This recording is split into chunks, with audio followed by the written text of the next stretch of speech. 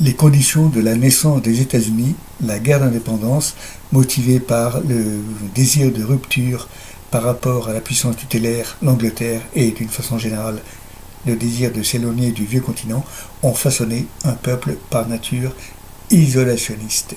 Ceci est d'ailleurs conforme à la fameuse doctrine Monroe, qui spécifiait précisément ceci: l'Amérique ne s'occupe que d'elle-même, elle ne s'occupe pas des affaires des autres pays ni des autres continents. C'est aussi la raison pour laquelle, quasiment de tout temps, depuis la date de son existence, les présidents des États-Unis successifs ont quasiment toujours été élus grâce à un programme électoral isolationniste. Mais tout le monde sait que, en démocratie, ou du moins autoproclamés tels, les hommes politiques élus ne font jamais ce qu'ils disent, ils font même le contraire. Et c'est la raison pour laquelle on peut constater qu'en fait, cette fameuse théorie isolationniste n'a en réalité jamais été appliquée, bien au contraire. On peut même dire que pendant les 235 ans qui se sont succédés de 1775 à 2011, les États-Unis ont été pendant 214 ans en guerre extérieure, en guerre sur les fronts extérieurs. Il n'y a que pendant les 4 ans de la terrible guerre civile intérieure, la guerre de sécession, que les États-Unis n'ont pas été en guerre extérieure, et aussi pendant les quelques années de la Grande Dépression, pendant les années 30 ou juste avant les années 30. On peut donner quelques exemples de ce désir fanatique d'intervenir sur les fronts extérieurs. Premier exemple, en 1898, un cuirassé américain, le USS Maine, a explosé dans le port de La Havane. On saura par la suite que l'explosion était purement accidentelle. Ceci étant, avant même de procéder à une enquête, le gouvernement américain déclencha une guerre contre l'Espagne, qui possédait alors l'île de Cuba. Suite à cette guerre, l'Espagne perdit donc Cuba, qui accéda à l'indépendance, en fait, indépendance contrôlée par l'État américain, et l'Espagne perdit aussi les Philippines, Guam, une partie des îles Samoa, Porto Rico.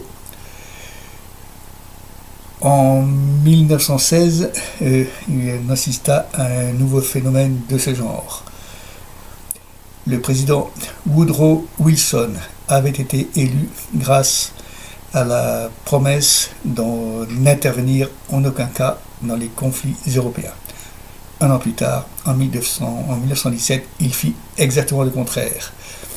Il décida d'intervenir dans la guerre civile européenne qui dévastait le continent. Il utilisa pour cela 2 prétextes. D'une part, le torpillage du paquebot Lusitania, suite à une erreur de l'amirauté allemande qui avait donc commis la bêtise de déclarer une guerre sous-marine à outrance et sans discernement.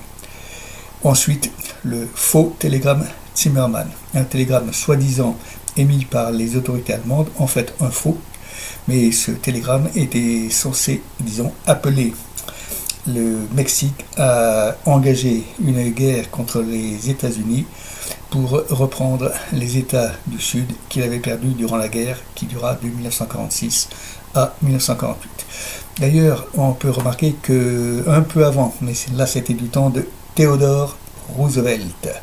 Du temps de Theodore Roosevelt, les États-Unis, le gouvernement américain, désirait mettre la main sur la zone du canal de Panama pour y construire donc ce fameux canal. Mais le problème, c'est qu'à cette époque-là, Panama était une province de l'État de Colombie, la Grande Colombie.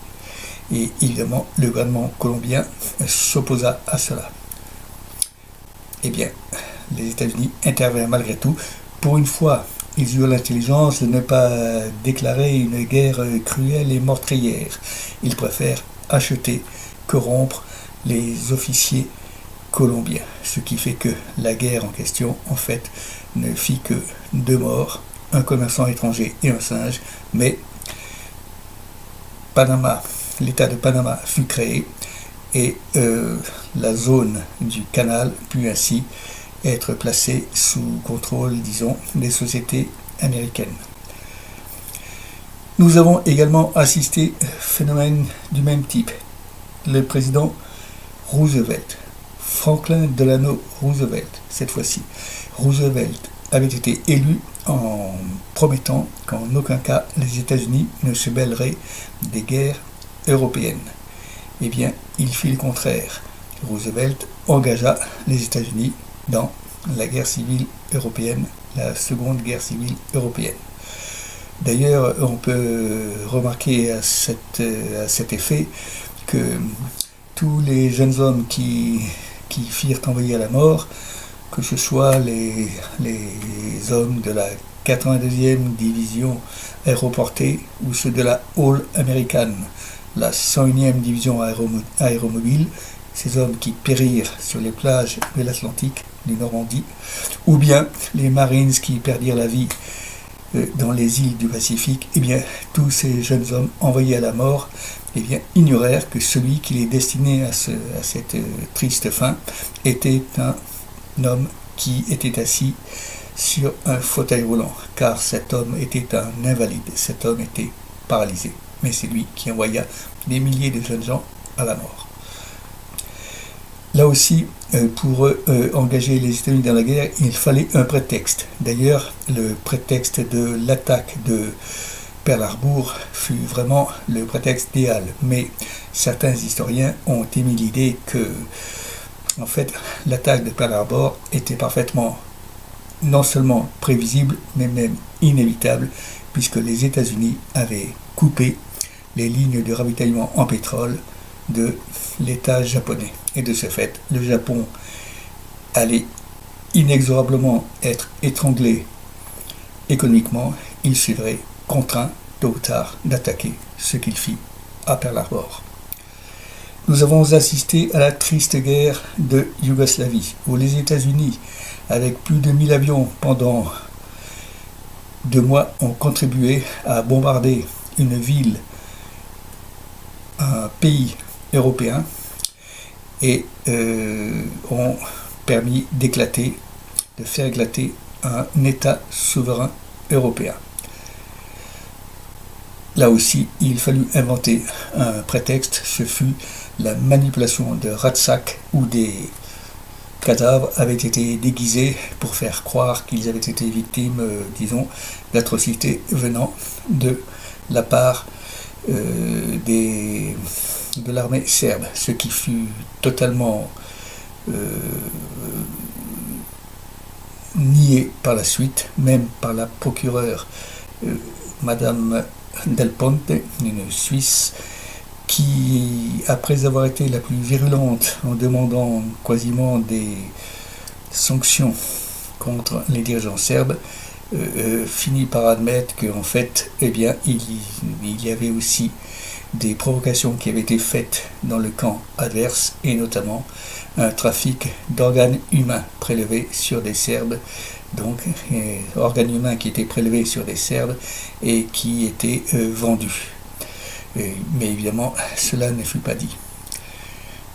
Telle est donc la triste politique américaine. D'ailleurs, certains historiens ont aussi émis l'idée que, en fait, derrière cet éclatement, cette guerre destinée à faire éclater la Serbie, se trouvait en fait une autre raison. La raison réelle serait, selon eux, de tester les armes de destruction chirurgicale destinées à un futur conflit avec la Chine, puisque de tout temps, une obsession des dirigeants américains a été un éventuel conflit aussi inévitable avec la Chine. Peut-être pas de tout temps, mais au moins depuis les années 50, puisque à la fin de la guerre de Corée, le général Douglas MacArthur, commandant en chef des forces américaines en Corée, avait émis l'idée qu'il fallait détruire la Chine, bombarder la Chine de la même façon qu'on avait fait à Hiroshima, envoyer une bombe atomique sur la Chine pour la détruire avant qu'elle ne devienne trop puissante. Voilà. Telle est une vérité énoncée par certains historiens. Donc en fait, le véritable prétexte de la guerre de Yougoslavie aurait été celui-ci, tester des armes en vue d'un éventuel, non seulement éventuel, mais même quasiment certain conflit à venir avec la Chine, face à la montée en puissance de la Chine. Bien entendu, nul n'ignore à l'heure actuelle les deux dramatiques interventions perpétrées par le gouvernement américain au Proche-Orient, notamment en Irak. Donc deux dramatiques interventions qui ont détruit quasiment ce pays, le mettant dans une situation de guerre civile quasiment permanente et d'ailleurs déclenchant un processus de déracinement et d'éclatement total de tout l'ensemble du Proche-Orient avec des guerres civiles intérieures, disons, qui sont extrêmement meurtrières et qui ont duré extrêmement longtemps. Mais ne croyez pas que cette façon, disons, de ne pas respecter ses engagements politiques n'est pas le propre des États-Unis. On voit de tels exemples dans tous les pays du monde, et même en France d'ailleurs. Souvenez-vous, l'exemple le plus connu, celui qui est souvent présenté, c'est celui du gouvernement de Guy Mollet.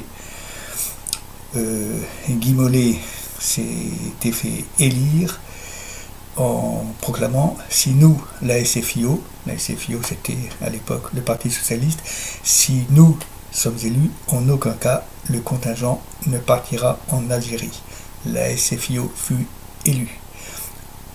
En février 1956, Guy Mollet fut nommé président du Conseil. 6 mois après, le contingent partait en Algérie.